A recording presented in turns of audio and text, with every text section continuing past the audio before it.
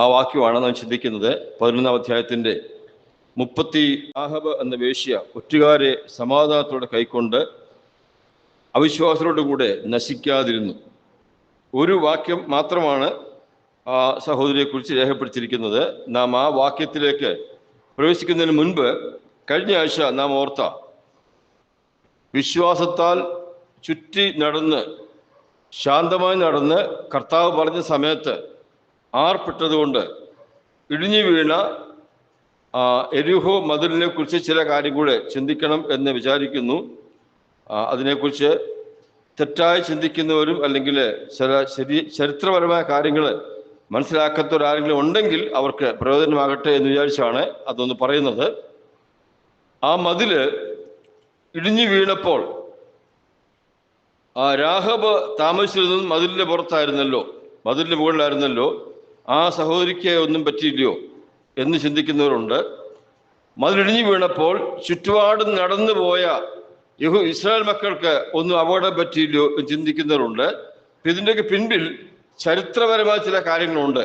അന്നത്തെ കസ്റ്റമൻ മാനേഴ്സൊക്കെ പഠിച്ചാൽ ആ കാര്യം മനസ്സിലാക്കാൻ സാധിക്കത്തുള്ളൂ. നമുക്ക് അത് പ്രാരംഭമായിട്ട് ചുരുങ്ങിയ സമയം കൊണ്ട് ഒന്ന് നോക്കാം എന്ന് വിചാരിക്കുന്നു. യോശുവയുടെ പുസ്തകം അതിൻ്റെ 2-ാമത്തെ അധ്യായം, യോശുവയുടെ പുസ്തകം 2-ാമത്തെ അധ്യായം. അവിടെ 2 പേര് ദേശം ഒറ്റുനോക്കുവാൻ വന്നപ്പോൾ അവർ വന്ന് താമസിച്ചത് ഈ രാഹബിന്റെ ഭവനത്തിലാണ്. അവിടെ ആളുകൾ വന്നു എന്നറിഞ്ഞപ്പോൾ രാജാവ് പട്ടാളക്കാരെ അയച്ച് അവരെ അന്വേഷിപ്പിച്ചു. അതിൻ്റെ 5-ാമത്തെ വാക്യത്തിൽ വായിക്കുന്നത്, ഇരുട്ടായപ്പോൾ പട്ടണവാതിൽ അടയ്ക്കുന്ന സമയത്ത് അവർ പുറപ്പെട്ടു പോയി. എവിടേക്ക് പോയി എന്ന് ഞാൻ അറിയുന്നില്ല എന്ന് പറഞ്ഞ് വന്ന പട്ടാളക്കാരെ ആ സഹോദരി പെട്ടെന്ന് പറഞ്ഞയച്ചു. ശ്രദ്ധിക്കേണ്ട കാര്യം, ഇരുട്ടായപ്പോൾ പട്ടണവാതിൽ അടയ്ക്കുന്നതിന് മുൻപ് പട്ടണമുണ്ട്, പട്ടണത്തിന് മതിലുണ്ട്, മതിലിന്റെ അറ്റത്താന്നല്ലോ വാതില്, പട്ടണത്തിന് വാതിലുമുണ്ട്. അപ്പൊ പട്ടണവാതിൽ അടയ്ക്കുന്നതിന് മുൻപ് അവർ പോയി. അവരെങ്ങോട്ട് പോയെന്ന് എനിക്കറിയത്തില്ല എന്നൊരു വാക്കും ആ സഹോദരി അവരോട് പറഞ്ഞു. ഇനിയും അതിന്റെ 15-ാം വാക്യം നോക്കിക്കേ, വേഴ്സ് 15. അപ്പോൾ അവൾ അവരെ കിളിവാതിലൂടെ കയറി കെട്ടി ഇറക്കി വിട്ടു. അവളുടെ വീട് കോട്ട മതിലിന്മേലായിരുന്നു, പട്ടണ മതിൽമേലല്ല, കോട്ട മതിൽമേലായിരുന്നു. സിറ്റി വാൾ ആൻഡ് ടൗൺ വാൾ രണ്ടും രണ്ടാ. ആ രണ്ടാന്ന് മാത്രമല്ല, അത് തമ്മിലുള്ള ദൂരം നോക്കിക്കേ. 16-ാം വാക്യം, 2-ന്റെ 16-ാം വാക്യം. അവൾ അവരോട്, ആരോടാ? ഈ 2 സഹോദരന്മാരോട്, നിങ്ങളെ തിരിഞ്ഞു പോയവർ കണ്ടുപിടിക്കാതിരിക്കേണ്ടതിനെ നിങ്ങൾ പർവ്വതത്തിൽ കയറി അവർ മടങ്ങി പോരുവോളം 3 ദിവസം അവിടെ ഒളിച്ചിരിപ്പീൻ, അതിന് ശേഷം നിങ്ങൾക്ക് നിങ്ങളുടെ വഴിക്ക് പോകാം എന്ന് പറഞ്ഞു. അപ്പോൾ തൻ്റെ അടുത്ത് വന്ന ഈ 2 സഹോദരന്മാരെ ഈ സഹോദരി പറയുകയാണ്, നിങ്ങൾ ആ കാണുന്ന പർവ്വതത്തിൽ കയറി അവിടെ ഇരിക്കണം. ഇവിടെ വന്നവരെ ഞാൻ പറഞ്ഞു വിട്ടിട്ടുണ്ട്, പട്ടണവാതിൽ അടയ്ക്കുന്നതിന് മുമ്പ് നിങ്ങൾ ഇവർ പോയെന്ന് പറഞ്ഞേക്കുന്നത്. അപ്പൊ ഇവരെ അന്വേഷിച്ച് പോയിട്ട് തിരിച്ചു വരുവോളം നിങ്ങൾ 3 ദിവസം ആ പർവ്വതത്തിൽ താമസിക്കണം. അങ്ങനെയാണെങ്കിൽ ഈ സഹോദരി താമസിക്കുന്ന കോട്ട മതിലിങ്കിൽ നിന്ന് പട്ടണവാതിക്കലേക്ക് എത്ര സമയം ദൂരമുണ്ട്? 1.5 ദിവസം ദൂരമുണ്ട്. മനസ്സിലായോ? അവർ പോയി തിരികെ വരുവോളം 3 ദിവസം അവിടെ കയറിയിരിക്കുക. ഇത് നമുക്ക് വേണമെങ്കിൽ ഇച്ചിരി കുറയ്ക്കാം. 1 ദിവസം അങ്ങോട്ടും 1 ദിവസം ഇങ്ങോട്ടും 2 ദിവസം കണക്ക് കൂട്ടിയാലും എന്നാലും വേണ്ട, 3 ദിവസം അവിടെ പാർത്തോ, നിങ്ങളെ ഒരു സ്ഥലം കാണരുതെന്ന് പറഞ്ഞ് ഈ സഹോദരന്മാരെ അവള് മറ്റൊരു സ്ഥലത്തേക്ക് പറഞ്ഞയക്കുന്നു. അപ്പോൾ വ്യക്തമായി ഞാൻ വിചാരിക്കുന്നു, സഹോദരി പാർത്തത് കോട്ട മതിലിന്മേലും ഇവര് പോയത് അല്ലെങ്കിൽ ഇടിഞ്ഞു വീണത് പട്ടണ മതിലുമാണ്. ഇത് നമ്മൾ വ്യത്യാസം മനസ്സിലാക്കാണ്ട് ഞാൻ ഇങ്ങനെ പറയാം. നമ്മുടെ കാര്യം പറഞ്ഞാൽ മതിയല്ലോ. നമ്മൾ പാർക്കുന്ന ഈ ആലപ്പുഴ ജില്ലയ്ക്ക് വലിയ വിസ്താരമുണ്ട്, വലിയ വിസ്തീർണമുണ്ട്. അതങ്ങ് അരൂര് വരെ ഉണ്ട് ആലപ്പുഴ എന്ന് പറയുന്നത്. അത് അരൂർ എന്ന് പറഞ്ഞാൽ ആലപ്പുഴ 40 കിലോമീറ്റർ കാണും. ഇവിടെ ഉണ്ട് ആലപ്പുഴ നിന്ന് ഏതാണ്ട് 40-50 കിലോമീറ്ററോളം. ഈ അരൂര് മുതലുള്ള ആലപ്പുഴ ചുറ്റുപാടുമുള്ള സ്ഥലത്ത് കെട്ടുന്ന മതിലിനാണ് ഈ പട്ടണ മതിൽ എന്ന് പറയുന്നത്. പട്ടണ മതിൽ, സിറ്റി വാൾ.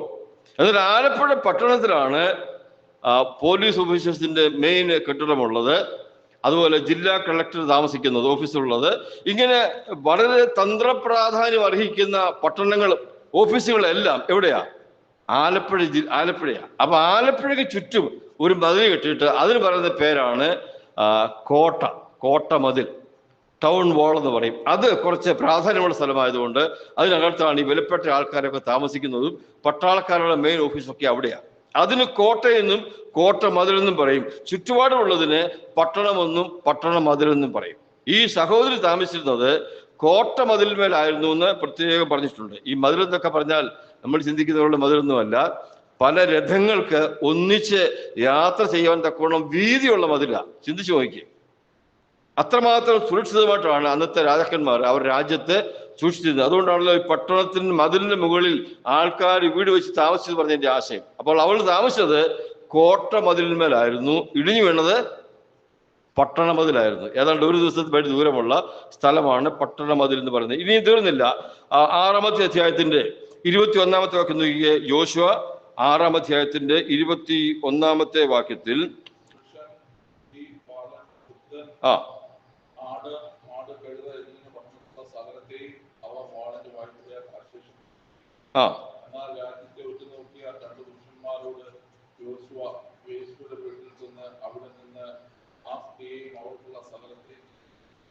ഇരുപതാം വാക്യം വായിച്ച് വേഴ്സ് 20. 20-ാം വാക്യം വായിക്കുന്നത്, അനന്തരം ജനം ആർപ്പിടുകയും പുരോഹിതന്മാർ കാഹളം ഉദയം ചെയ്തപ്പോൾ കാഹളനാദം കേട്ട് അത്യുച്ചത്തിൽ ആർപ്പിട്ടപ്പോൾ മതിൽ വീണു, ജനം ഓരോരുത്തരും നേരെ മുൻപോട്ട് കയറി. അപ്പൊ 20-ാം വാക്യത്തിൽ പട്ടണ മതിൽ വീണു, ജനമകത്തെ കയറി അവിടെ എല്ലാം നശിപ്പിച്ചു. എന്നിട്ട് പറയുന്നു, യോശുവ പറയുന്നു, നിങ്ങൾ മുമ്പ് വാക്ക് പറഞ്ഞ ഓർമ്മയുണ്ടല്ലോ, ആ രാഹാബിന്റെ വീട്ടിൽ ചെന്ന് അവളെയും അവക്കുള്ളതിനെയെല്ലാം രക്ഷിച്ചു കൊണ്ടുവരാൻ പറഞ്ഞു. അങ്ങനെ കൊണ്ടുവന്ന് അവരെ യഹൂദ പാളയത്തിന്റെ പുറത്ത് അവരെ താമസിപ്പിച്ചു.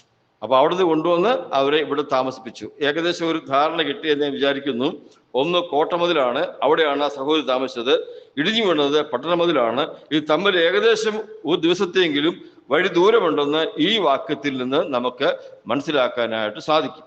ഇനി ഇത് ഇടിഞ്ഞു വീണപ്പോൾ എന്തെങ്കിലും സംഭവിച്ചോ എന്നുള്ള ചോദിച്ചാൽ ചരിത്രം കൂടെ ചേർത്ത് ഞാൻ പറയുന്നത്, അത് തെളിയിക്കാൻ ഒരു വാക്യമുണ്ട്. ചരിത്രത്തിൽ പറയുന്നത്, ഈ പട്ടണ മതിലിന് ചുറ്റും മതിൽ ചുറ്റുകെട്ടുന്നു. ആ മതിലിന്റെ പുറത്ത്, അകത്തല്ല, മതിലിന്റെ പുറത്ത് വലിയ കിടങ്ങുകൾ കുഴിക്കും. കിടങ്ങെന്ന് പറഞ്ഞാൽ വലിയ കുഴിയാ, നല്ല വീതിയുള്ള നല്ല ആഴമുള്ള കുഴി ചുറ്റുപാട് കുഴിച്ചിരിക്കും. എന്തിനും ചോദിച്ചാൽ പട്ടാളക്കാര് അടുത്ത് വന്ന് ഈ മതിലെ കൂടെ കയറാനായിട്ട് പാടില്ല. അതിനോട്ടേക്ക് ചെയ്യും. അത് നമ്മളിവിടെ തിരുവനന്തപുരത്ത് പോയാലും ആ കോട്ടയിൽ അവിടെ കാണാം, ഇങ്ങനെ കുഴി കുഴിച്ചേക്കുന്നത് പലയിടത്തും കാണാം. അത് പതിവാ, അത് ആവശ്യമാണ്, സംരക്ഷണത്തിന് വേണ്ടി ഉള്ളതാ. അപ്പൊ ഞാൻ ഒരു കണക്ക് പറയാൻ പോവാ, അത് എൻ്റെ കണക്കാണ്. അതായത് ഈ മതിലിന് 10 മീറ്റർ ഉയരമുണ്ടെങ്കിൽ, മതിലിന് 10 മീറ്റർ ഉയരമുണ്ടെങ്കിൽ ഈ മുമ്പിലുള്ള കിടങ്ങ് കുഴിക്ക് 10 മീറ്റർ വീതിയുണ്ട്. മനസ്സിലായോ? മതിലിന്റെ മുകൾ ഭാഗത്തിന് 10 മീറ്റർ വീതി ഉണ്ടെങ്കിൽ അവിടെ അവൾ താമസിച്ചത്, അല്ലെങ്കിൽ ആൾക്കാർ താമസിക്കുന്നത് ഇവിടുത്തെ അല്ല, ഇവിടെ താമസിച്ചല്ല പറഞ്ഞത്, പട്ടണ മതിൽ 10 മീറ്റർ വീതി ഉണ്ടെങ്കിൽ ഈ കിടങ്ങിന് 10 മീറ്റർ ആഴമുണ്ട്. ഒരു കണക്ക് പറഞ്ഞാൽ മനസ്സിലാക്കാൻ വേണ്ടി. അങ്ങനെയാണെങ്കിൽ ഈ മതില് ഇടിഞ്ഞ് ഇങ്ങോട്ടാ വീഴുന്നത്. എങ്ങോട്ടാ? മനുഷ്യൻ നിൽക്കുന്ന സ്ഥലത്തേക്ക്. അവർ പോകുന്ന ഇതിലൂടെ കിടങ്ങിന്റെ അപ്പുറത്തൂടെയാ. അപ്പൊ മതിൽ വീഴുന്ന എങ്ങോട്ടാ? ഈ കിടങ്ങിനകത്തോട്ടാ. വീണാൽ സംഭവിക്കുന്നത് എന്തുവാ? കൃത്യമാ കിടങ്ങ് ഫില്ലാവും. നോക്കിക്കേ, ഫില്ലായോ എന്ന്. 20-ാം വാക്യം നോക്കുമ്പോൾ വേഴ്സ് 20, അത്യുച്ചത്തിൽ ആർപ്പിട്ടപ്പോൾ മതിൽ വീണു, ഓരോരുത്തൻ നേരെ മുൻപോട്ട് കയറി. ഇവിടെ ഇംഗ്ലീഷ് വായിക്കുന്നത് when they shout the wall fell down flat. The wall fell down flat. എന്താ അർത്ഥം? നിരപ്പായിട്ട് വീണു. പിന്നെ വായിക്കുന്നത് every man straight ahead.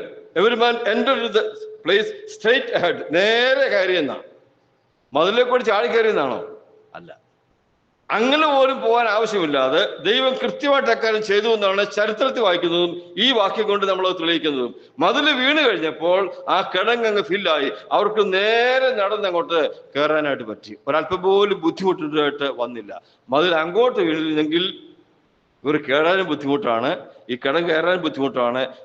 നടക്കുന്ന കാര്യമല്ല. കർത്താവ് ചെയ്യുമ്പോൾ എല്ലാം ഭംഗിയായി ചെയ്തു. മതിൽ വീണു എന്നുള്ളതല്ല ഇവിടുത്തെ പ്രധാനം. മതിൽ വീണത് വിശ്വാസത്തിൽ വീണതാണ്. അത് കൃത്യമായിട്ട് മുൻപോട്ട് തന്നെ വീണ് അത് ഫില്ലായിട്ട് ആ അവർ സ്ട്രെയിറ്റ് ആയിട്ട് കയറിപ്പോയെന്ന് വായിക്കുന്നത്. വീഴുന്നത് ഫ്ലാറ്റായിട്ട് ഇത് വായിക്കുന്നു. അതൊക്കെ കൃത്യമായിട്ട് ദൈവത്തിന്റെ ആത്മാവ് രേഖപ്പെടുത്തി വെച്ചിട്ടുണ്ട്. അപ്പോൾ വീണപ്പോൾ ആർക്കും ഒരു അപകടം ഉണ്ടായില്ല. ദൈവം തന്നെ മക്കളെല്ലാം ആ നിലയിൽ പരിപാലിച്ചു. അങ്ങനെ വീണത് കൊണ്ട് അവർക്ക് വളരെ ലളിതമായിട്ട് അകത്തേക്ക് പ്രവേശിപ്പാനായിട്ട് സാധിച്ചു. സഹോദരി പാർക്കുന്ന അകത്തകട്ടോ കുറേ ദൂരമുണ്ട്. അവിടെ ചെന്ന് ആ സഹോദരിയും കൂടെ ഉള്ളവരും ഒക്കെ വിടുവിച്ചുകൊണ്ട് വന്ന് അവർ പോയി എന്ന് വായിക്കുന്നു. അപ്പൊ നമുക്ക് ഇതിൽ മനസ്സിലാക്കാൻ സാധിക്കുന്നത്, ദൈവം ഒരു കാര്യം ചെയ്യുമ്പോൾ അത് കൃത്യമായി ചെയ്യുന്നു, ഒരു പിഴവില്ലാതെ ചെയ്യുന്നു. ദൈവം ചെയ്യുന്ന കാര്യത്തിന് എന്തെങ്കിലും കുറവുണ്ടെങ്കിൽ ആ കുറവ് ആര് പരിഹരിക്കണം? നമ്മൾ പരിഹരിക്കണം, അല്ലേ? അത് ദൈവം അനുവദിക്കത്തില്ല. ദൈവം ചെയ്യുന്നതിന് കുറവ് വെച്ചിട്ട് ഇച്ചിരി കുറവുണ്ട് കേട്ടോ, നിങ്ങളങ്ങ് ചെയ്തു എന്ന് കർത്താവ് പറയത്തില്ല. നമ്മളെ കൊണ്ട് കഴിയുന്ന കാര്യം നമ്മളെ കൊണ്ട് ചെയ്യിപ്പിക്കും. നമ്മളെ കൊണ്ട് കഴിയാത്ത കാര്യം മുഴുവനും ദൈവമേ ചെയ്യത്തുള്ളൂ. ഉദാഹരണം പറഞ്ഞാൽ, ലാസറിന്റെ കല്ലറയ്ക്ക് വന്നപ്പോൾ കർത്താവ് പറഞ്ഞു കല്ലുരുട്ടി നീക്കാൻ പറഞ്ഞു. കർത്താവിന് കല്ലുരുട്ടി നീക്കാൻ അറിയത്തില്ലയോ? നിങ്ങളെ കൊണ്ട് കഴിയുന്ന കല്ലുരുട്ടി നീക്കാൻ നിങ്ങൾ നീക്കം. എന്നിട്ട് പറഞ്ഞു ലാസറെ, അതെന്താ കർത്താവരോട് പറയാൻ? ഞാൻ ലാസറിനെ പുറത്തു കൊണ്ടുവരാൻ പറഞ്ഞു അവരോട്. ഇല്ല, അവരെ കൊണ്ട് കഴിയത്തില്ല. ലാസർ പുറത്തു വന്നപ്പോൾ കർത്താവ് പിന്നെന്താ പറഞ്ഞു? അവന്റെ കെട്ടഴിക്കാൻ പറഞ്ഞു. അതിന്റെ അർത്ഥം എന്തുവാ? കെട്ടഴിക്കാൻ എന്നെ കൊണ്ടും പറ്റും, പക്ഷെ നിങ്ങൾക്ക് സാധിക്കുമല്ലോ, നിങ്ങൾ ചെയ്തത് നിങ്ങൾ അഴിക്കുക. അപ്പൊ കല്ല് നീക്കുക, കെട്ടഴിക്കുക, ഇതൊക്കെ നമുക്ക് ചെയ്യാവുന്നതാണ്. ഉയർപ്പിക്കുക എന്ന് പറഞ്ഞാൽ കർത്താവിന് മാത്രം ചെയ്യാവുന്നതാണ്. അപ്പൊ നമുക്ക് ചെയ്യാവുന്ന കാര്യം നമ്മളെ കൊണ്ട് ചെയ്യിപ്പിക്കും. ഇവിടെ ഈ മതിൽ വീണ കാര്യം പറയുമ്പോൾ നമുക്കൊന്നും ചെയ്യാൻ പറ്റത്തില്ല. ആകെ ചെയ്യാവുന്നത് ഇങ്ങനെ മിണ്ടാതെ നടക്കുക എന്നുള്ളതേ ഉള്ളൂ. അത് ചെയ്യുമോ എന്ന് ദൈവത്തിന് അറിയണം. നമ്മൾ കഴിഞ്ഞ ചിന്തിച്ചുകൊണ്ട് വിശദമായി പറയുന്നില്ല. നമ്മളെ കൊണ്ട് ചെയ്യാവുന്ന കാര്യം ചെയ്യിപ്പിച്ചു. നിങ്ങൾ സംസാരിക്കാതെ നടക്കുക, അവസാനം ആർപ്പിടുക, ഞാൻ ബാക്കി കാര്യം ചെയ്തോളാം. നന്നായിട്ട് കാര്യങ്ങൾ ചെയ്തു എന്നാണ് പറഞ്ഞ് വന്നതിൻ്റെ സാരം. നമുക്കിനിയും നമ്മുടെ വിഷയത്തിലേക്ക് മടങ്ങി വരാം. അബ്രാ ലേഖനം 11-ാം അധ്യായം അതിൻ്റെ 31-ാമത്തെ വാക്യത്തിൽ വായിച്ചത് ഈ സഹോദരിയാണല്ലോ അവിടുത്തെ പ്രധാന വിഷയം. അവിടെ നമ്മൾ ചിന്തിക്കുന്ന പോലെ തന്നെ നമുക്ക് ചിന്തിക്കാം. രാഹബ്, വിശ്വാസത്താൽ രാഹബ് എന്ന് പറഞ്ഞിരിക്കുന്നു. ഈ രാഹബ് എന്ന് പറയുന്ന ഈ സഹോദരിക്ക് എവിടുന്ന് കിട്ടിയ വിശ്വാസമാണ്? നമ്മൾ ഹാബേൽ മുതൽ പഠിച്ചു വന്നപ്പോൾ അവർക്കൊക്കെ വിശ്വാസം ലഭിച്ചതിന് ചില മാധ്യമം ഉണ്ടായിരുന്നു, ചില വീഡിയോസ് ഉണ്ടായിരുന്നു, ചില മുഖാന്തരങ്ങൾ ഉണ്ടായിരുന്നു. അമ്മയപ്പന്മാർ പറഞ്ഞു കൊടുത്തതും അവർ കേട്ടതും അവർ കണ്ടതുമൊക്കെ ആയിട്ടുള്ള പല കാര്യങ്ങളുണ്ടായിരുന്നു. അവരെല്ലാം ഈ ദൈവവുമായിട്ട് ബന്ധപ്പെട്ട ഭവനങ്ങളിൽ ജനിച്ചവരും വളർന്നവരുമായിരുന്നു. ഇവിടെ ഇതാ ഒരു സഹോദരി വ്യത്യസ്തമായിട്ട് ജാതി വെളുത്തിപ്പെട്ടവളാ, ദൈവത്തെ അറിയാത്തവളാ, ദൈവത്തെ ആരാധിക്കാത്തവളാ. അവൾക്ക് വിശ്വാസം വന്നു എന്ന് പറഞ്ഞാൽ അവളുടെ വിശ്വാസം എവിടുന്ന് വന്നു? നോക്കിയേ, യോശുവയുടെ പുസ്തകം 2-ാമത്തെ അധ്യായം. ഈ 2 ദൂതന്മാര്, യോശുവ അയച്ച 2 ദൂതന്മാര് ദേശം ഉറ്റുനോക്കാൻ ചെന്നപ്പോൾ ഈ സഹോദരിയുടെ വീട്ടിലാണ് ചെന്നതും അവിടെയാണ് താമസിക്കുന്നതും. അപ്പൊ അവിടെ ചെന്നപ്പോൾ തന്നെ ഈ സഹോദരി ഇവരോട് പറയുന്ന വാക്കാണ് 10-ാമത്തെ വാക്യം, യോശുവ ചാപ്റ്റർ 2:10. നിങ്ങൾ മിസ്രയീമിൽ നിന്ന് പുറപ്പെട്ടു വരുമ്പോൾ യഹോവ നിങ്ങൾക്ക് വേണ്ടി ചെങ്കടലിലെ വെള്ളം വറ്റിച്ചതും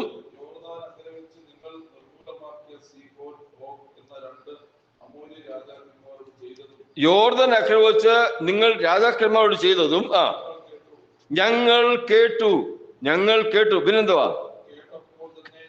കേട്ടപ്പോൾ തന്നെ ഞങ്ങളുടെ ഹൃദയം ഉരുകി. ഞങ്ങൾ കേട്ടു, അവരൊന്നും കണ്ടില്ല കേട്ടോ. അവർ വായിച്ചതുമല്ല, പുസ്തകമുണ്ടോ? വായിച്ചതുമല്ല, കണ്ടതുമല്ല, പിന്നെന്ത് ചെയ്തു? കേട്ടു. യഥാർത്ഥ വിശ്വാസത്തെ കുറിച്ച് പറയുന്നത് വിശ്വാസം എങ്ങനെ വരുന്നു എന്നാ? കേൾവിയാല. പൗലോസ് പറഞ്ഞു റോമാലേഖനത്തിൽ, വിശ്വാസം കേൾവിയാൽ വരുന്നു. വിദ്യാഭ്യാസമില്ലാത്തവർക്കും കണ്ണ് ഒട്ടും കാണാൻ കഴിയാത്തവർക്കും ഒക്കെ രക്ഷിക്കപ്പെടാം. എങ്ങനെയാ? കേട്ടാൽ മതി. തമ്പുരാൻ എത്ര ഭംഗിയായിട്ടാണ് രക്ഷ ഒരുക്കിയിരിക്കുന്നത്. അതാർക്ക് രക്ഷിക്കപ്പെടാം.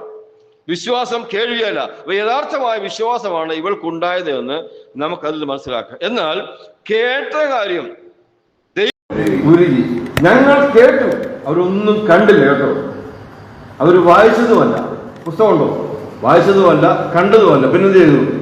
കേട്ടു. യഥാർത്ഥ വിശ്വാസത്തെ കുറിച്ച് പറയുന്നത് വിശ്വാസം എങ്ങനെ വരുന്നു എന്നാണ്? കേൾവിയല്ല. പൗലോസ് പറഞ്ഞു റോമാലേഖനത്തിൽ, വിശ്വാസം കേൾവിയാൽ വരുന്നു. വിദ്യാഭ്യാസം ഇല്ലാത്തവർക്കും കണ്ണ് ഒട്ടും കാണാൻ കഴിയാത്തവർക്കും ഒക്കെ രക്ഷിക്കപ്പെടാം. എങ്ങനെയാണ്? കേട്ടാൽ മതി. തമ്പുരാൻ എത്ര ഭംഗിയായിട്ടാണ് രക്ഷ ഒരുക്കിയിരിക്കുന്നത്. അതാർക്ക് രക്ഷിക്കപ്പെടാം.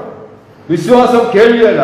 യഥാർത്ഥമായ വിശ്വാസമാണ് ഇവൾക്കുണ്ടായത് എന്ന് നമുക്കത് മനസ്സിലാക്കാം. എന്നാൽ കേട്ട കാര്യം. ദൈവം ചെയ്തത് ചെങ്കടൽ വച്ചിച്ചു, ചെങ്കടൽ വിഭാഗിച്ചു, രാജാക്കന്മാരെ നിഗ്രഹിച്ചു, അവർക്ക് മഞ്ഞ കൊടുത്തു, അവരെ പരിപാലിച്ചു, ഒരു ദോഷമില്ലാതെ അവരെ ഇവിടെ വരെ എത്തി. ഇവരിപ്പോ യോർദാൻ അക്കരെ വന്ന് നിൽക്കുക ഇങ്ങോട്ട് വരാനായിട്ട്. അതെല്ലാം ഇവരെല്ലാവരും കേട്ടു. രാജാവ് ഉൾപ്പെടെയുള്ള സകല മനുഷ്യരും കേട്ടു.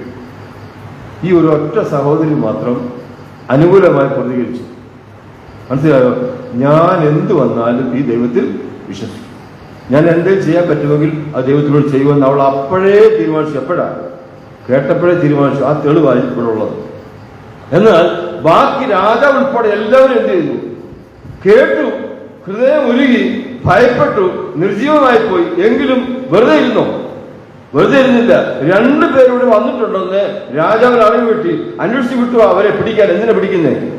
ചോറ് കൊടുക്കാൻ അല്ല, ജയിലിടാൻ, കൊന്നുകളയാൻ. ചാരപ്പെടുത്തി പറയുന്നത്, ചാരപ്പെടുത്തി ചെയ്യുന്ന ആൾക്കാരെ സാധാരണ കൊന്നുകളയും, ഇല്ലെങ്കിൽ അവരെ പിന്നെ വെളിച്ചം കാണത്തില്ല ഒരിക്കലും. ജയിലിലായിരിക്കും ജീവിതകാലം മുഴുവൻ. മനസ്സിലായോ? ഒരേ വിഷയം, യഹോവ ചെയ്ത വീര്യപ്രവൃത്തികളെ കുറിച്ച് കേട്ട ഒരു രാജ്യം. ആ ഒരു രാജ്യത്തിന് ഒരു സഹോദരി അനുകൂലമായി പ്രതികരിച്ചു. കേട്ടത് നല്ല കാര്യമാണ്. ഞാൻ ആ ദൈവത്തെ സ്നേഹിക്കും. മറ്റൊരു ചെയ്യും, ഞങ്ങൾ ആ ദൈവത്തിനെതിരെ. ഞാൻ പറയട്ടെ, നമ്മളൊക്കെ എന്നും കേൾക്കുന്നവരാണല്ലോ. ഇപ്പൊ ഇഷ്ടംപോലെ ഉണ്ട്. നമ്മുടെ മൊബൈലൊക്കെ ഓൺ ചെയ്താലും പ്രസംഗം കേൾക്കാം, പാട്ട് കേൾക്കാം, ഇതെല്ലാം കേൾക്കാം. ഇന്ന് ബൈബിൾ ക്ലാസ് ഉണ്ട്, ആരാധനയുണ്ട്, മറ്റു മീറ്റിംഗ് ഉണ്ട്, കോട്ടയം മീറ്റിംഗ് ഉണ്ട്. നാം കേട്ടുകൊണ്ടിരിക്കുക. കേൾക്കുക, വായിക്കുകയും ചെയ്യുക. നമ്മുടെ പ്രതികരണം എങ്ങനെയാ? അതിപ്പം എത്ര കൊണ്ട് കേൾക്കുന്നു അല്ലേ? അങ്ങനെയാണോ? അങ്ങനെയാണെങ്കിൽ നമുക്കൊരു ആത്മീയമായ വ്യതിയാനം ഉണ്ടാകത്തില്ല, നമുക്കൊരു വളർച്ച ഉണ്ടാകത്തില്ല, നമുക്കൊരു ബലം ഉണ്ടാകത്തില്ല. കേൾക്കുന്ന വചനത്തോട് നാം അനുകൂലമായിട്ട് പ്രതികരിക്കണം. അത് എനിക്ക് വേണ്ടിയുള്ളതാണ്. ദൈവം അവിടെ ചെയ്തു. ദൈവം ചെങ്കടലിനെ ഭാഗിച്ചു. ദൈവം രാജാക്കന്മാരെ നിഗ്രഹിച്ചു. ഈ ലക്ഷക്കണക്കിന് ആൾക്കാരെ ഇവിടെ കൊണ്ടുവന്നു.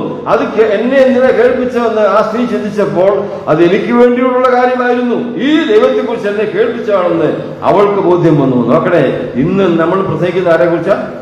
രാഹുവിനെ കുറിച്ചാണ്. കാരണം എന്നാ? അവൾ ദൈവത്തിന്റെ വചനത്തോടെ അനുകൂലമായിട്ട് പ്രതികരിച്ചതുകൊണ്ട്. ആദം ഹൗവയും പറഞ്ഞ കാര്യമായിരിക്കുമല്ലോ ഹാബേലും കയനും ഒരുപോലെ കേട്ടത് യാഗത്തെക്കുറിച്ച് അല്ലേ?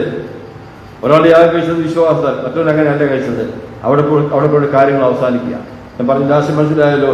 വചനം നാം കേൾക്കുന്നതിന് യോഗ്യമായ നിലയിൽ നമ്മൾ പ്രതികരിക്കേണ്ടത് നമ്മുടെ ഉത്തരവാദിത്വമാണ്. രണ്ടാമത് അവിടെ വായിക്കുന്നത് വിശ്വാസത്താൽ രാഹബ് എന്ന് പറഞ്ഞ വാക്കിന് 2 അർത്ഥമുണ്ട്.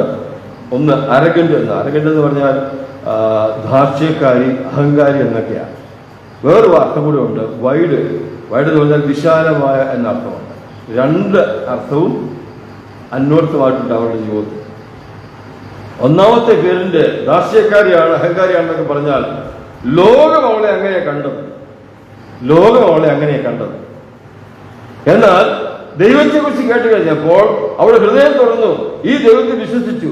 ആ ദൈവത്തെ വിശ്വസിച്ചുകൊണ്ട് അതിനനുകൂലമായി പ്രതികരിക്കാൻ തീരുമാനിച്ചു. അപ്പോൾ വൈഡ്, വിശാലമായ എന്നർത്ഥം അവൾ സ്വന്തമാക്കി, അന്വർത്ഥമാക്കി. അവൾ വിശാലമായിട്ട് ചിന്തിക്കാൻ തുടങ്ങി. ഇങ്ങനെ ഇടുങ്ങിയ ഒരവസ്ഥയല്ല, ഞങ്ങള് ജാതികളാ, ഞങ്ങൾക്ക് ദൈവത്തെ വിശ്വസിക്കാൻ പറ്റത്തില്ല, അങ്ങനെ വിചാരിച്ചില്ല. അവള് സത്യം മനസ്സിലാക്കിയപ്പോൾ അവളുടെ ഹൃദയം തുറന്നു, വിശാലമായ ദൈവത്തെ വിശ്വസിച്ചു. മാത്രമല്ല, വിശാലമായിട്ട് അവൾ പ്രവർത്തിച്ചു. പ്രവർത്തി കാര്യങ്ങളൊക്കെ ചിന്തിക്കാൻ പോകാം. അപ്പൊ നമ്മുടെ ജീവിതത്തിൽ പലപ്പോഴും ഈ 2 പേരുണ്ട്. നമുക്ക് 2 പേരും 2 അർത്ഥമൊക്കെ നമുക്ക് ഉണ്ട് അല്ലേ? ഉണ്ട്. നമുക്കൊരു പഴയ പേരുണ്ട്. എന്നറിയാം പേര്? പഴയ മനുഷ്യൻ. വേറെ അടുത്ത പേരെന്തുവാ? പുതിയ മനുഷ്യൻ. വേറൊന്നും പറയണ്ട. പിന്നെ പേര് പറയാൻ ധാരാളമുണ്ട്. സഹോദരന്മാര്, വിശ്വാസികൾ, വിശുദ്ധന്മാര്, ശിഷ്യന്മാര്, ദൈവമക്കൾ, പറയാൻ ധാരാളം പേരുണ്ട്. പഴയ മനുഷ്യനും പുതിയ മനുഷ്യനും 2 പേര് നമുക്കുണ്ട്. ഇതിലേതാ ബലപ്പെട്ട് നിൽക്കുന്നത്? പഴയ മനുഷ്യൻ പുറത്താണ്, പുതിയ മനുഷ്യൻ അകത്താണ്. ആർക്ക് അധികം ഭക്ഷണം കൊടുക്കുന്നുവോ അതനുസരിച്ച് അവൻ ബലപ്പെടും. പുറത്തെ മനുഷ്യൻ ഇങ്ങനെ തീറ്റിപ്പോറ്റി കുളിച്ച് നനച്ച് വൃത്തിയായിട്ട് ഉടുപ്പ് കാണിച്ചു കഴിഞ്ഞാൽ അവൻ ബലപ്പെടും. വായിച്ച് പഠിച്ച് ധ്യാനിച്ച് ദൈവത്തെ ജീവിച്ചാൽ അകത്തെ മനുഷ്യൻ. നമുക്ക് വേണ്ടി 2 പേര്, 2 പറയുന്നുള്ളൂ, ബാക്കിയൊന്നും പറയുന്നില്ല. അതിലേതാ നമ്മൾ മെച്ചപ്പെടുത്തിക്കൊണ്ടിരിക്കുന്നത്, ചിന്തിക്കേണ്ടിയിരിക്കുന്നു. രാഹബ് നമ്മളെപ്പോലെ അല്ല. നോക്കണം, ഞാൻ ഇടയ്ക്കിടയ്ക്ക് പറയാറുണ്ടല്ലോ, രാഘവന്റെ ബൈബിളില്ല, രാഘവൻ സഹോദരന്മാരില്ല, രാഘവൻ സഭാഹോളില്ല, അവർക്ക് യോഗത്തിന് പോകാൻ അവസരമില്ല, പഠിപ്പിക്കാൻ ആളില്ല, ഒന്നുമില്ല. എന്നിട്ടും ഇന്നും രാഘവ് പ്രസംഗിക്കപ്പെടുകയാണ്. അവളെ കുറിച്ച് നമ്മൾ പ്രസംഗിക്കുക, അവിടെ വിശ്വാസത്തിന്റെ ശ്രേഷ്ഠത. അങ്ങനെയെങ്കിൽ ഞാനും നിങ്ങളും ലഭിച്ച ആനുകൂല്യത്തിനൊത്തവണ്ണം അനുകൂലമായി പ്രതികരിച്ച് അനുസരിച്ച് പോയാൽ നമുക്ക് എത്ര മെച്ചമായ ഒരു ജീവിതം നയിപ്പാനായി സാധിക്കും. അതിനായിട്ട് ദൈവം നമ്മളെ സഹായിക്കട്ടെ. മാത്രമല്ല, ഈ സഹോദരി ഒരു നമ്മുടെ ഭാഷയിൽ പറഞ്ഞാൽ ജാതിയോടപ്പെട്ട ആളാണ്. പിന്നെ എന്താ ഇവർക്ക് ഇങ്ങനെ ഒരു അവസരം ഉണ്ടായി ചോദിച്ചാൽ, കിട്ടിയ അവസരം അവളെ പ്രയോജനപ്പെടുത്തി. ഈ രണ്ടുപേരുടെ പേര് ആരാന്നറിയാം.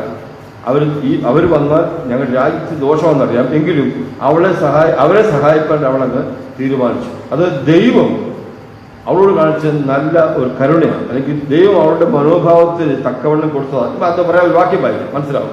അപ്പോസ്തലപ്രവൃത്തിയുടെ പുസ്തകം ആക്ട്സ് ചാപ്റ്റർ 10, അപ്പോൾ അത് മനസ്സിലാവും. 34-35 വാക്യം. കൊർന്നേലിയോസിന്റെ ഭവനത്തിൽ പത്രോസ് ചെന്നിട്ട് താൻ പറയുന്ന വാക്കാണ് നമ്മൾ വായിക്കാൻ പോകുന്നത്. അപ്പോസ്തലപ്രവൃത്തി 10:34-35.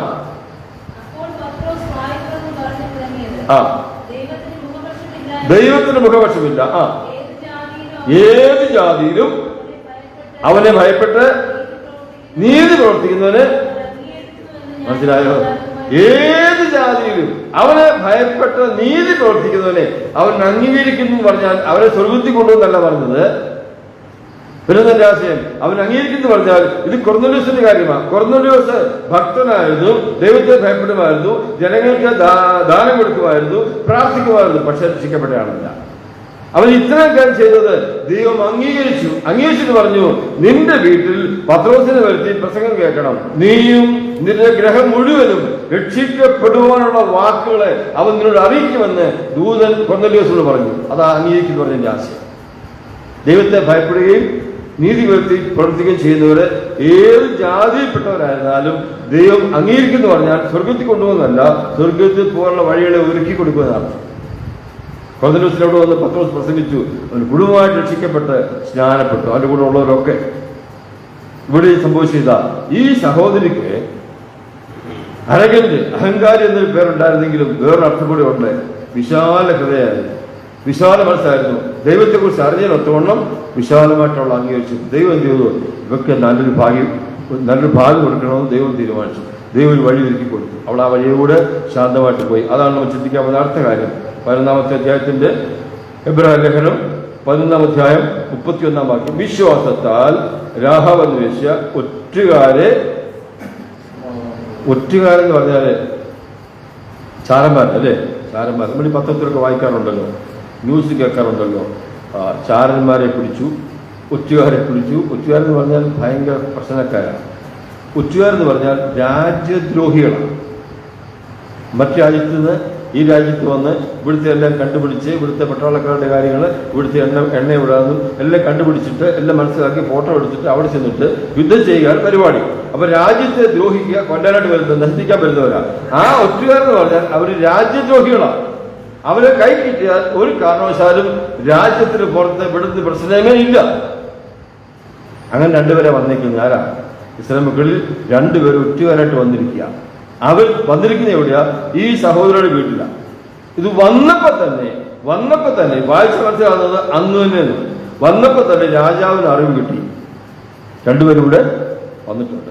നിങ്ങൾക്ക് ഓർമ്മയുണ്ടല്ലോ, കുറെ നാൾ മുമ്പ് മോശ ഒരു 12 പേരെ ദേശം വിട്ടു നോക്കാൻ പറ്റും, അറിയാമല്ലോ അല്ലേ? 12 പേര് പോയിട്ട് 40 ദിവസം ആ ദേശം മുഴുവൻ ഓടി നടന്ന് കണ്ടു, പിടിച്ചു, കഴിച്ചു, കുടിച്ചു, അവിടെ താമസിച്ചു. 40 ദിവസം അവിടുന്ന് വലിയൊരു മുന്തിരിക്കോടിയൊക്കെ തോളെ വെച്ച് കെട്ടിക്കൊണ്ട് ഇങ്ങോട്ട് വന്നു. ഇത്ര 40 ദിവസം 12 പേര് ആ ദേശം മുഴുവൻ നടന്നിട്ട് അവരറിഞ്ഞായിരുന്നു? അറിഞ്ഞില്ല. എന്താ അറിയുന്നത്? 40 വർഷം കഴിഞ്ഞപ്പോൾ 2 പേരെ അയച്ചു. 2 പേര് ചെന്നപ്പോ തന്നെ രാജാവ് വിവരം പറഞ്ഞു. എന്താ കാര്യം അറിയാമോ? അന്നത്തേക്കാളും അവിടെ ടെക്നോളജി, അവരുടെ പിശാചിന്റെ ടെക്നോളജി വളർന്നു. എന്നാൽ അന്ന് അയച്ച എത്ര വരിക, ഇപ്പൊ അയച്ച എത്ര വരിക? നമ്മുടെ എണ്ണം കൂടിയോ കുറഞ്ഞു? നമ്മുടെ എണ്ണം കുറഞ്ഞു. എന്താ കാര്യം? 10 പേര് ഗുണമില്ലാത്തവരായിരുന്നു. 10 പേര് അനാത്മീയരായിരുന്നു, 10 പേര് ജഡികന്മാരായിരുന്നു, 10 പേര് ദൈവത്തെ ആശ്രയിക്കാത്തവരായിരുന്നു. 2 പേരെ ബാക്കി വന്നുള്ളൂ. അതുകൊണ്ട് യോശുവ വിചാരിച്ചു 2 പേരെ അയച്ചാൽ, അവരല്ല അയച്ചത്, വേറെ ആൾക്കാരെ അയച്ചത്, 2 പേരെ അയച്ചാൽ. അത് ഒത്തിരി ആൾ പേരൊന്നും വേണ്ട. ചിലരുടെ വിചാരം ആൾ പെരുപ്പത്തിലെ കാര്യമെന്നാ. ഒന്നുമില്ല, ഒരു കാര്യമില്ല. നിങ്ങൾ വീട്ടിൽ പോയിട്ട് സാവകാശം വായിച്ചു നോക്കുക. സംഖ്യാപുസ്തകം 13-14 അധ്യായം. അവിടെ വായിക്കുമ്പോൾ ഈ 12 പേരുടെ ഗോത്രത്തെക്കുറിച്ചും അവരുടെ പേരിനെ കുറിച്ചും ഒക്കെ പറഞ്ഞിട്ടുണ്ട്. പെരുമയുള്ള 12 പേരെ അയച്ചു, യാതൊരു ഗുണവുമില്ല. ഇവിടെ യോശുവ 2-ാം അധ്യായത്തിൽ 2 പേരെ അയച്ചതേ ഉള്ളൂ. അവരുടെ ഗോത്രം പറഞ്ഞിട്ടില്ല, അപ്പന്റെ പേരില്ല, അമ്മയുടെ പേരില്ല, അവരുടെ പേരില്ല. അവർക്ക് കാര്യം സാധിച്ചു. ഇവിടെ നമ്മുടെ വിചാരം എന്തുവാ? നമ്മുടെ വിചാരം പേരില്ലെങ്കിൽ, പെരുമയില്ലെങ്കിൽ, സ്ഥാനമാനമില്ലെങ്കിൽ, 4 പേർ അറിയുന്നില്ലെങ്കിൽ ഗുണമില്ലെന്ന. ഗുണമില്ല. അറിഞ്ഞവരെ കൊണ്ടൊന്നും ഗുണം ഉണ്ടായിട്ടില്ല, അറിയാത്തവരെ കൊണ്ട് ഗുണം ഉണ്ടായിട്ടുള്ളൂ. നമ്മുടെ കർത്താവ് സ്വർഗം വിട്ട്, മഹത്വം വിട്ട്, മഹിമ വിട്ട് ഇങ്ങോട്ട് വന്നിട്ട് താമസം എവിടെയാ? കിടന്ന് എവിടെയാ? ഉൾക്കൂട്ടില്ല. ആൾക്കാർ കിടക്കുവാൻ ആഗ്രഹിക്കാത്ത സ്ഥലത്ത് അവനെ കിടത്തിട്ട് വന്നു. സത്രത്തിൽ പോലും സ്ഥലം കിട്ടിയില്ല. കർത്താവ് തന്നെ ആരും അറിയണമെന്ന് ആഗ്രഹിച്ചില്ല. താൻ തന്റെ പ്രതാപമല്ല വെളിപ്പെടുത്തിയത്, തന്റെ ദൈവീയ മഹത്വം വെളിപ്പെടുത്തിയത്. ഇന്ന് പലരും അങ്ങനെയല്ല ചെയ്യുന്നത്. അതുകൊണ്ട് അവർക്ക് ദൈവത്തിന് അവരെ ഉപയോഗിക്കാനായിട്ട് കഴിയുന്നില്ല. ഈ 2 പേര് വന്നു. അവർ ദേശത്തെ വിട്ടുനോക്കെന്ന് പറഞ്ഞപ്പോൾ ദേശത്തിന് ദോഷം സംഭവിക്കാം അവരെ കൊണ്ട് എന്നറിയാമായിരുന്നിട്ടും ഈ സഹോദരൻ എന്ത് ചെയ്തു? സഹോദരി അവരെ സ്വീകരിച്ചു. ഇനി ഞാൻ തിരിച്ചു പറയാൻ പോവാം.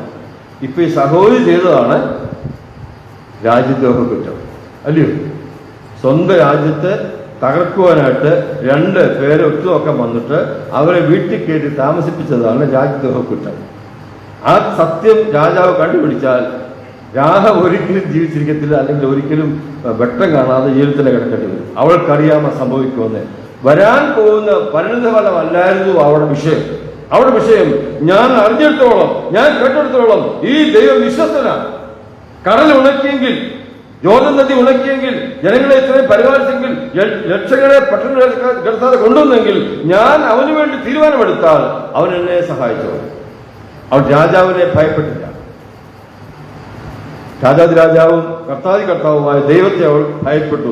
അതിന് തെളിവാണ് കാണിച്ചത്. മാത്രമല്ല, നമ്മുടെ ഭാഷയിൽ പറഞ്ഞാൽ ഫിലിപ്പിയൻസ് വായിക്കുന്ന പോലെ നമ്മുടെ പൗരത്വമോ, അവൾ എന്ന് കർത്താവിൽ വിശ്വസിച്ചോ അപ്പോൾ അവിടെ പൗരത്വം എവിടെയായി? ഞാൻ സ്വർഗീയ പൗരത്വമുള്ള ആളാണ്. ഈ ഭൂമിയിലെ കാര്യം എനിക്ക് വിഷയമൊന്നുമില്ല. ഇവരെന്നെ ജയിലിൽ ഇട്ടാലും കുഴപ്പമില്ല, ഇരുട്ടിലും കുഴപ്പമില്ല, ഈ ദേശം കത്തി നശിച്ചാലും കുഴപ്പമില്ല, ഇല്ലെങ്കിലും കുഴപ്പമില്ല. എനിക്കൊരു പൗരത്വമുണ്ട്, ഞാൻ അവിടെ എത്തും.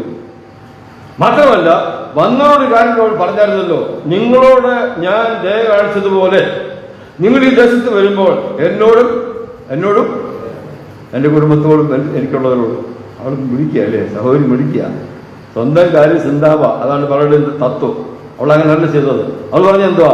എന്നെ സഹായിക്കണം, എൻ്റെ കുടുംബത്തിലുള്ളവരെയും അവരെ കൂടെ രക്ഷിക്കണം.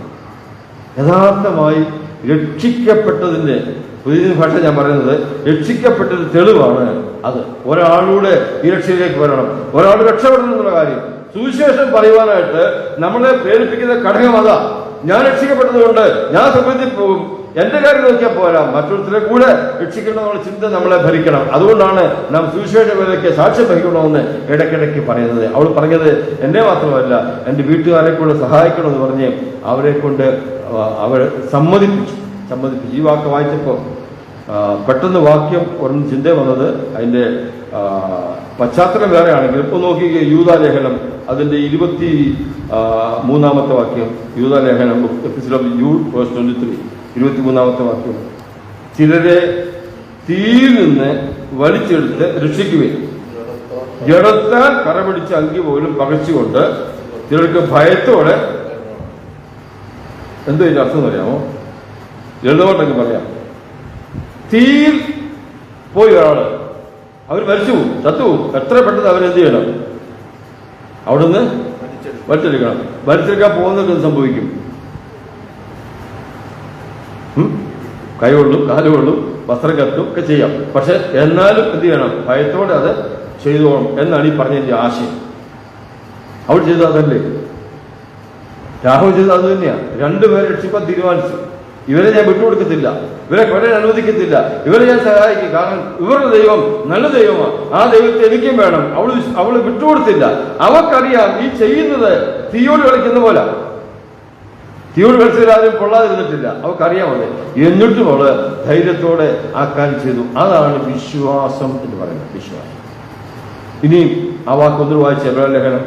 വിശ്വാസത്താൽ രാഹബ് ഒറ്റുകാരെ സമാധാനത്തോടെ കൈക്കൊണ്ടു. സമാധാനത്തോടെ കൈക്കൊണ്ടെന്ന് പറഞ്ഞാൽ നമ്മളാണ് എന്താ പറഞ്ഞത്, ഭയങ്കര ടെൻഷൻ ആയിരുന്നു ആ സമയത്ത്, ഇല്ലയോ? അവർ കണ്ടുപിടിക്കുമോ, ഇവർ ഇവിടുന്നാണ് ഇല്ലെങ്കിൽ നോക്കുമോ, ഇവരുടെ തലയാരെങ്കിലും കാണുമോ? ഞാനങ്ങ് വലിയ ടെൻഷനിലായിരുന്നു. പുള്ളിക്കാർക്ക് ടെൻഷൻ ഉണ്ടായിരുന്നു. ഇവിടെ പറഞ്ഞത് എന്താ കാര്യം? എല്ലാവർക്കും അറിയാതെ വാക്യം പറയാൻ പോവാ. വിശ്വാസത്താൽ നീതീകരിക്കപ്പെട്ടിട്ട് കർത്താവ് യേശുക്രിസ്തു മുഖാന്തരം നമുക്ക് ദൈവത്തോട് അവൾ രക്ഷിക്കപ്പെട്ടവളാണ്. അവൾക്ക് സമാധാനമുണ്ട്. അവൾ വിശ്വസിച്ചവളാണ്, നീതീകരിക്കപ്പെട്ടവളാണ്. അവൾക്ക് സമാധാനം ദൈവം കൊടുത്തു. അതുകൊണ്ട് സമാധാനത്തിൽ അവരെ സ്വീകരിച്ചത് പിരിമുറുക്കത്തോടെയല്ല. എന്ത് സംഭവിക്കുന്ന ഓർത്താണ് സ്വീകരിച്ചത്. സംഭവിക്കുന്നതൊക്കെ സംഭവിക്കട്ടെ, അതെനിക്ക് വിഷയമല്ല. ദൈവന്റെ ഹൃദയത്തിൽ സമാധാനം തന്നു. സമാധാനത്തോടെ സ്വീകരിച്ചു എന്ന് പറഞ്ഞതിന്റെ ആശയം അതാണ്. സമാധാനത്തോടെ സ്വീകരിച്ചു. അപ്പൊ സമാധാനം എന്ന് പറയുന്നത് വിശ്വാസത്തിന്റെ ഫലമാണ്. അതാണ് ആണല്ലോ, അറിയാമല്ലോ.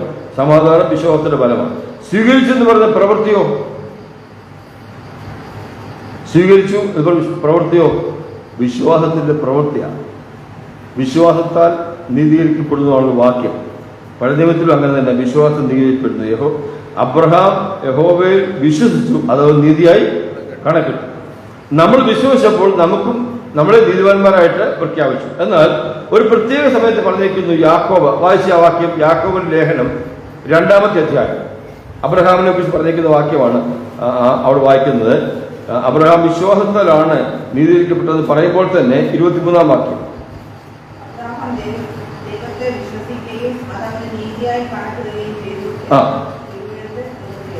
21-ാം വാക്യം വായിച്ചു. 21 പിതാവായ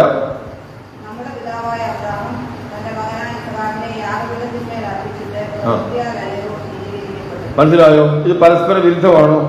അല്ല. പ്രവൃത്തിയാൽ അല്ലയോ നീതീകരിക്കപ്പെട്ടത്. ശരിയാണ്. ഉൽപ്പത്തി 15 വായിക്കുന്നത് അബ്രഹാം യഹോവയിൽ വിശ്വസിച്ചു, നീതിയായി കണക്കിട്ടു. അപ്പൊ എങ്ങനെ നീതിമാനായത്? വിശ്വാസത്താൽ. അവിടെ വിശ്വാസത്താൽ നീതിമാനെന്ന് പറയുന്നത് ആദ്യ ജീവിതത്തിന്റെ ഒരു പൊസിഷനാണ്, സ്ഥാനീയമാണ്, ഒരു പ്രിവിലേജാണ്. ഇവിടെ നീതീകരിക്കപ്പെട്ടത് പ്രവൃത്തിയാൽ. വിശ്വാസിയാണോ? എന്താ തെളിവ്? പ്രവർത്തിക്കണം. സ്വന്തം മകനെ യാഗപീഠത്തിൽ അർപ്പിച്ചു. അപ്പൊ അബ്രഹാം നീതീകരിക്കപ്പെട്ടത് പ്രവൃത്തിയാൽ. വിശ്വാസത്താൽ എന്നുള്ളത് ദൈവത്തിന്റെ ഭാഗത്തു നിന്നും, പ്രവൃത്തിയാൽ എന്നുള്ളത് നമ്മുടെ ഭാഗത്തു. അബ്രഹാം പ്രവർത്തിച്ചു, യാഗമർപ്പിച്ചു, നീതിയായി കണക്കിട്ടു, അല്ലെങ്കിൽ യഥാർത്ഥമായ നീതിമാനാണെന്ന് തെളിയിച്ചു. എന്നെ ചിന്തിപ്പിച്ച കാര്യം അതല്ല. 25-ാം വാക്യം എന്തോ അതിന്റെ 2:25, യാക്കോബ് 2:25. അവണ്ണം തന്നെ ദൂതരെ കൈമുകയും വേറൊരു വഴിയായി പറഞ്ഞേക്കുകയും ചെയ്തതിൽ പ്രവർത്തികളാൽ അല്ലയോ നീതീകരിക്കുന്നു. മനസ്സിലായോ? നിങ്ങൾ ദൈവമായ യഹോവയെ അല്ലാതെ വേറെ ദൈവമില്ലെന്ന് അവൾ പറഞ്ഞിട്ടുണ്ട് 2-ാം അധ്യായത്തിൽ യോശുവയിൽ. അപ്പോൾ അവർ നീതീകരിക്കപ്പെട്ടു. എങ്ങനെ? ദൈവത്തിന് മുൻപാകെ വിശ്വാസത്താൽ നീതീകരിക്കപ്പെട്ടു. ഇവിടെ ഹൃദയത്തിലുള്ള നല്ല ഉറപ്പോടും സമാധാനത്തിലും കൂടെ ഈ 2 സഹോദരന്മാരെ അവിടെ ഒളിപ്പിച്ചു വെച്ചത് കൊണ്ട് അവൾ പ്രവർത്തിയാൽ നീതീകരിക്കപ്പെട്ടു. അപ്പൊ ഞാൻ പറയട്ടെ, അബ്രഹാം ആണെങ്കിലും രാഹമാണെങ്കിലും വിശ്വാസം രക്ഷിക്കപ്പെടാം. പക്ഷെ പ്രവൃത്തിയിൽ കൂടെ കാണിച്ചേ പറ്റൂ. അങ്ങനെയാണെങ്കിൽ നമുക്ക് അതിനകത്ത് ഒഴിവാൻ പറ്റുമോ? നമ്മൾ ഒഴിവുള്ളവരല്ല. നമ്മൾ ബൈബിൾ ക്ലാസും ആരാധനവും പ്രവർത്തനങ്ങളും ശുശ്രൂഷകളും എന്തെല്ലാം മുടങ്ങാൻ നടത്തിയാലും അതൊന്നും പ്രവൃത്തിയല്ല. അതൊക്കെ ശുശ്രൂഷയാണ്. പ്രവൃത്തി വേറെയാണ്. ജീവിതത്തിൽ പ്രവൃത്തിയിൽ കൂടെ കാണിക്കണം. അബ്രഹാം കാണിച്ചു. നഷ്ടമുള്ള കാര്യമാണ്, കഷ്ടമുള്ള കാര്യമാണ്, വിലയുള്ള കാര്യമാണ് ഏകജാതി അർപ്പിക്കാന്നുള്ളത്. രാഹബ് കാണിച്ചു. എന്ത് കാണിച്ചു? അവൾ പാട്ട് പാടുകയല്ല ചെയ്തത്, പിന്നെ ജീവൻ പോയാലും വേണ്ടിയല്ലേ ഇവരെ ഞാൻ വിട്ടുകൊടുക്കത്തില്ല. അതാണ് പ്രവൃത്തി. എന്നെ ചിന്തിപ്പിച്ച വാക്ക് അതല്ല പ്രിയപ്പെട്ടവരെ. വിശ്വാസികളുടെ പിതാവായ അബ്രഹാം എന്ന് പറയുന്ന ഏറ്റവും ശ്രേഷ്ഠ മനുഷ്യന്റെ കാര്യം പറഞ്ഞിട്ട് അടുത്ത വാക്യം പറയുന്നത് ഔവണ്ണം രാഹം. അബ്രഹാമിനോട് ചേർന്ന് അവിടെ പേര് വന്നു. അബ്രഹാം ആരാ? രാഹബ് ആരാ? ദൈവദൃഷ്ടിയിൽ അവർ രണ്ടുപേരും ഇപ്പം നമ്മുടെ കർത്താവ് എത്ര നല്ലവൻ, എത്ര വിശ്വസ്തനാണ്. എത്ര തരം താണവരായിരുന്നാലും, എത്ര ദേശത്ത് കൊള്ളാത്തവരാണേലും, മറ്റുള്ളവർ കുറ്റം പറയുന്നവരാണെങ്കിലും വിശ്വാസത്തിന്റെ പ്രവൃത്തി കാണിച്ചു കഴിഞ്ഞാൽ ദൈവം നമ്മളെ അബ്രഹാമിനോട് ചേർത്ത് നിർത്തും. അബ്രഹാം ഒരുപോലുള്ള ദൈവത്തിൽ ആ സ്ഥാനത്തേക്ക് അവൾ വന്നു എന്ന് പറയുന്നത് എത്ര ശ്രേഷ്ഠമായിരിക്കുന്ന കാര്യമാണ്. അങ്ങനെയെങ്കിൽ നമ്മളും വിശ്വസിച്ചു എന്നുള്ളത് പ്രവൃത്തിയാൽ തെളിയിക്കാണിക്കാമെങ്കിൽ ദൈവം നമ്മളെ ചേർത്ത് നിർത്തും. ശ്രേഷ്ഠന്മാരോട് കൂടെ തന്നെ ആ പദവി നമുക്ക് കിട്ടുമെന്നുള്ളത് സംശയമില്ലാത്ത കാര്യമാണ്. അതാണ് അവിടുന്ന് ചിന്തിക്കാൻ പറ്റുന്ന രണ്ട് കാര്യം. ഒന്ന് രണ്ട് കാര്യങ്ങൾ പറഞ്ഞ് അവസാനിപ്പിക്കാം. അതിൽ പിന്നെ വായിക്കുന്നത്, വിശ്വാസത്താൽ രാഹബ് കുറ്റക്കാരെ സമാധാനത്തോടെ കൈക്കൊണ്ടത് കൊണ്ട് നശിക്കാതിരുന്നു.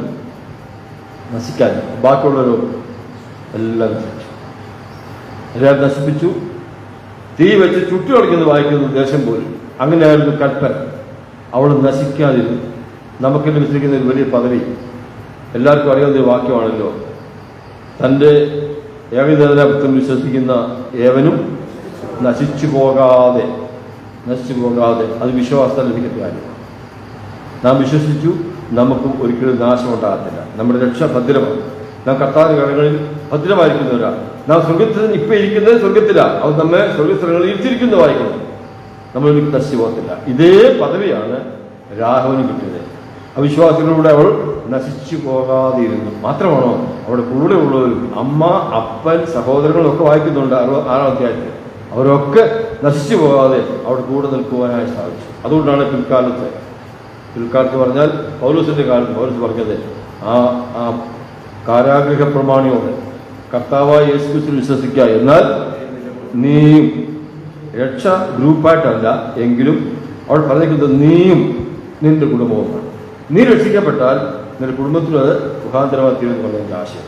അതുകൊണ്ട് നമ്മൾ രക്ഷിക്കപ്പെട്ടു എന്നുള്ള ആ പദവിയോടെ മാത്രം ജീവിച്ചാൽ പോരാ, അത് പ്രായോഗികമാക്കി ദൈവത്തെ മഹത്വപ്പെടുത്തി ദൈവത്തിൻ്റെ പ്രസാദമായി ജീവിക്കണം. എനിക്കറിയാം ഈ സന്ദേശം പിന്നീടാണെങ്കിലും മറ്റു പലരെയും കേൾക്കുവാൻ സാധ്യതയുള്ളത് കൊണ്ട് ഒരു വാക്കോടെ പറയട്ടെ. ഈ വാക്ക് കേൾക്കുന്നവരിൽ രക്ഷിക്കപ്പെടാത്തവർക്ക് ഏക മാർഗം കർത്താവായ യേശുക്രിസ്തു മാത്രം. ഈ യേശുക്രിസ്തു വിശ്വസിച്ചാൽ രക്ഷ പ്രാപിക്കാതെ മാത്രമല്ല, ഒരിക്കലും നാശമുണ്ടാകത്തില്ല, ഉറപ്പാണ്. അത് തന്നെയല്ല, രക്ഷിക്കപ്പെടാത്ത ഒരാൾ രക്ഷിക്കപ്പെട്ടാൽ ആ രക്ഷിക്കപ്പെടുന്ന ആൾ മുഖാന്തരം അദ്ദേഹത്തിന്റെ കുടുംബവും രക്ഷയിലേക്ക് വരുവാൻ കാരണമാക്കിയിരുന്നു. ആ കുടുംബം വന്നാൽ ദേശത്ത് തന്നെ അനേക കർത്താവിനെ അറിയുവാൻ മുഖാന്തരമാക്കിയിരുന്നു. അതുകൊണ്ട് രക്ഷിക്കപ്പെടാത്തവർ സാരമില്ലെന്ന് വിചാരിച്ച് മാറിക്കളയുന്നത്, രക്ഷ ഉറപ്പാക്കുക, അത് മുഖാന്തരം മറ്റൊരുത്തരോട് രക്ഷയ്ക്കൂടെ കാരണമാക്കിയിരുന്നു. അങ്ങനെ ചെയ്യുവാനായിട്ട് ഈ കേൾക്കുന്നവരെ ദൈവം സഹായിക്കട്ടെ എന്ന് ഞാൻ ആശംസിക്കുകയും പ്രാർത്ഥിക്കുകയും ചെയ്യുന്നു. രണ്ടു വാക്കൂടെ പറയട്ടെ. ഈ സഹോദരിക്ക് ലഭിച്ച റിവാർഡ്സ്, പ്രതിഫലങ്ങൾ, ഒന്നാമത്തേത് ഇവിടെ ഇപ്പോൾ വായിച്ചതാണ്, അവൾ നശിക്കാതിരുന്നു എന്നുള്ളത് ഒരു പ്രതിഫലമാണ്. രണ്ടാമത്തെ നമ്മൾ ഇടയ്ക്കിടയ്ക്ക് പറഞ്ഞാണല്ലോ, അവൾ മുഖാന്തരം അവളും അവളുടെ കുടുംബവും രക്ഷപ്പെട്ടു. എന്നിട്ട് യോശുവ പറഞ്ഞതനുസരിച്ച് ജനങ്ങൾ ഈ രണ്ടുപേര് ആൾക്കാരെ കൊണ്ട് പോയിട്ട് അവളെ കൂടെ കൊണ്ടുവന്ന് എവിടെ പാർപ്പിച്ചേ? ഇസ്രായേൽ പാളയത്തിന്റെ അടുത്ത്. അവിടെ ഒരാൾ യോഗ്യത കൊണ്ടായിരുന്നു ഇല്ല. അവള് വന്ന് താമസിക്കുന്നത് ഇസ്രായേൽ പാളയത്തിൽ. പ്രധാനപ്പെട്ട കാര്യം. നാലാമത്തെ കാര്യം ഇപ്പൊ നമ്മൾ ചിന്തിച്ചതാ, അബ്രഹാമിന്റെ അടുത്ത് വന്നു. അബ്രഹാമിന്റെ അടുത്ത് രാഹവ് വന്നെന്ന് മനസ്സിലായി. അത് ശ്രേഷ്ഠതയാ വിശ്വാസത്തിന്റെ. അടുത്തത് വായിച്ചു മത്തായി സുവിശേഷം 1-ാം അധ്യായം 5-ാമത്തെ വാക്യം. ഇത് അവിടെ വായിക്കുന്നത് മത്തായി സുവിശേഷം 1-ാം അധ്യായം 5-ാമത്തെ വാക്യം വായിക്കുന്നതിന് 1-ാം വാക്യം പറയും. Matthew chapter 1 verse 1.